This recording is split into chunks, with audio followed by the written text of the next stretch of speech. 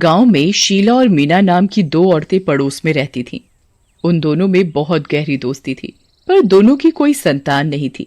दोनों इस बात से बहुत दुखी रहती थीं। मीना बहन, शादी को 5 साल हो गए, पर फिर भी मेरी कोई संतान नहीं हुई। ना जाने कब मेरी गोद में मेरी संतान आकर खेलेगी। हाँ शीला बहन, मैं भी इस बात से बहुत दुखी हूँ। मेरा घर भी बिना संतान के मानो सूना सूना लगता है। तुम्हें पता है, संतान ना होने के कारण मेरे ससुराल वाले भी मुझसे रूठे रूठे से रहते हैं। कोई मुझसे ठीक से बात ही नहीं करता।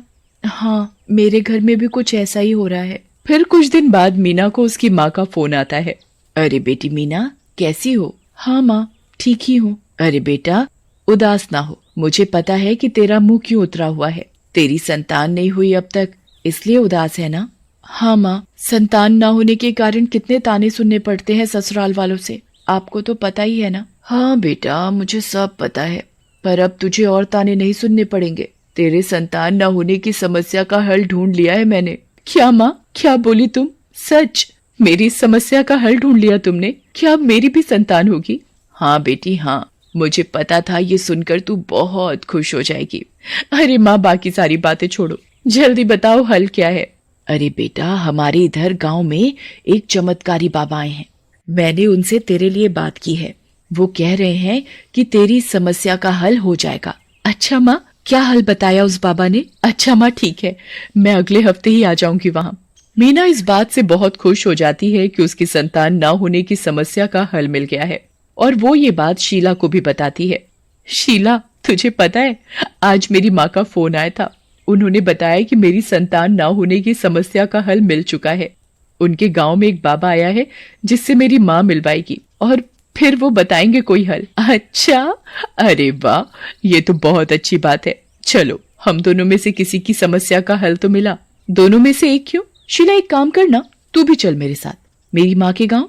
उस बाबा से तेरी भी मुलाकात करा दूंगी, और क्या पता तेरी भी समस्या का हल हो जाए। नहीं मीना, मैं नहीं जाना चाहती। मैं इन सब बाबा बाबा को नहीं मानती, और क्या पता वो ढोंगी निकले। मेरी मान तो तू भी अपनी माँ को बोल कि वो भी पहले उस बाबा की जान पहचान कर ले।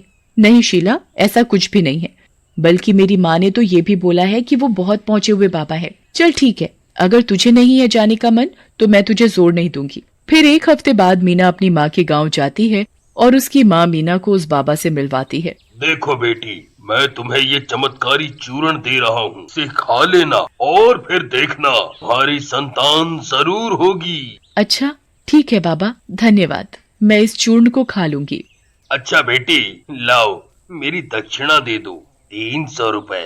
अरे बाबा, ये तो बहुत ज्यादा है।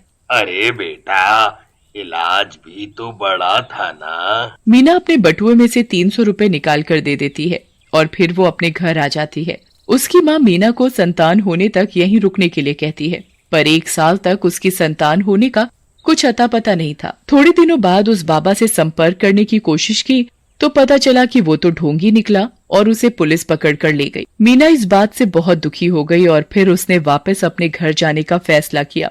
और फिर वो बहुत उदास मन से जब घर आई तो उसने देखा कि उसकी पड़ोसन शीला के घर एक संतान खेल रही थी।